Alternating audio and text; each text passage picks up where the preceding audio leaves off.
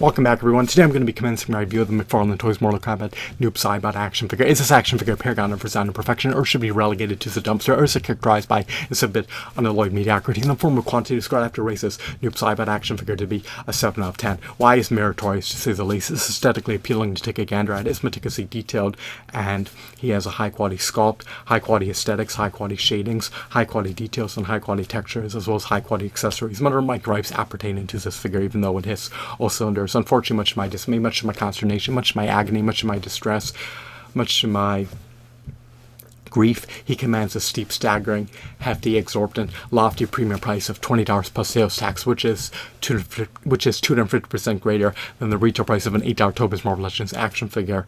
In spite of the fact that he commands a retail price that is 250% greater than the retail price of an $8 Tobis Marvel Legends action figure, in stark contrast to an $8 Tobis Marvel Legends action figure, he's devoid of a Build-A-Figure piece for a meticulously detailed behemoth of a 14 to 16-inch Build-A-Figure. Additionally, unlike an $8 Tobis Marvel Legends action figure, he lacks a comic book. So for the price of $20 plus sales tax, he should come bundled with a multitude of figures. In addition to the aforementioned items, he should also come bundled with a myriad of Build-A-Figure pieces, as well as video games, DVDs, and other items beyond just coming bundled with 2 accessories, which encompass a stand as well as a Jag sickle. It would have been ineffably epic if he came bundled with at least 2 Jag sickles so that he can wield 2 simultaneously instead of only utilizing 1, but I'm under the axiom that he just leverages 1 in combat. It would have been wonderful if he came bundled with interchangeable hands so he could pummel his adversaries to bloody pulp. He should have come bundled with interchangeable heads.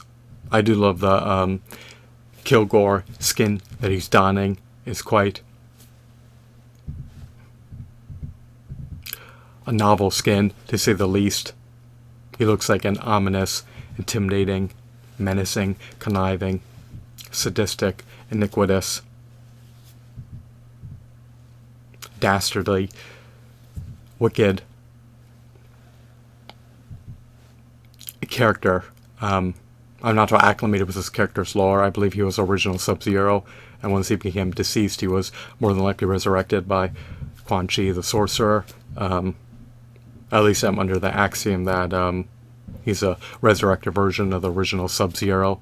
So if you're an avid, avowed Mortal Kombat fan, then you will not be disappointed by paying $20 plus sales tax for this figure, unless you're destitute, indigent, and insurmountably indebted. Sure, the price point is cost prohibitive, but you're receiving an extraordinary figure that will coincide eminently well with the prodigious 6 to 7-inch action figure collection. He stands roughly 7 inches tall. He has latitude for dynamic posability. He's sporting roughly 22 points for articulation, so he has articulation at all the requisite points, to say the least. So you can get him in nearly any pose that you can conceive of, which is always a redeeming quality, to say the least. You definitely want your figures to have posability in all facets, and not have very finite articulation. So, will I take heed of buying this figure? Possibly. The price precipitously plunges, but if the price appreciates, or if it remains stagnant at $20 plus sales tax, then I'll more than likely forgo buying this figure, because it's outside the parameters of my budget, to say the least. But hopefully this figure will become more affordable over time. That's an apt to transpire. If anything, scalpers are apt to buy it and then subsequently resell it for even a loftier premium price on the second-hand market. I would be unsurprised if this figure sold via eBay used for over $40 plus sales tax, because this action figure seems desirable, covetable, and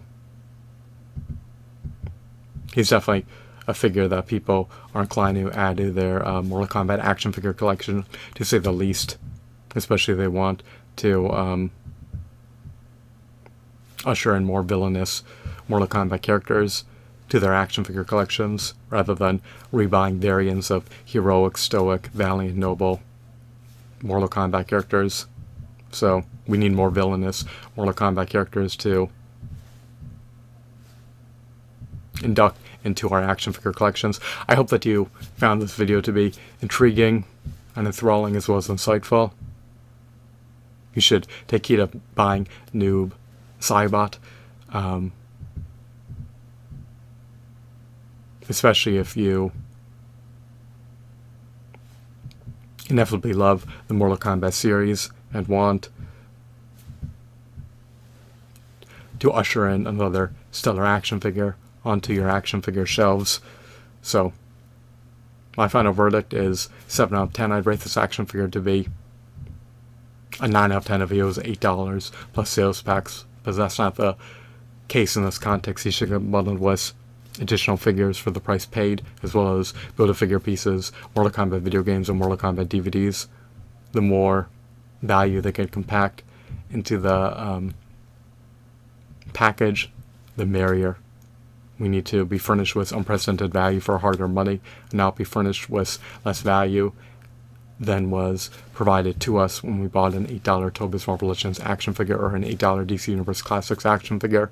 Sure, he's an inch taller than a 6-inch Toy Biz Marvel Legends action figure, but it's not enough for me to vindicate, for me to warrant, for me to justify paying 250% the retail price of an $8 Toy Biz Marvel Legends action figure for an action figure that is on par with an $8 Toy Biz Marvel Legends action figure in terms of its quality and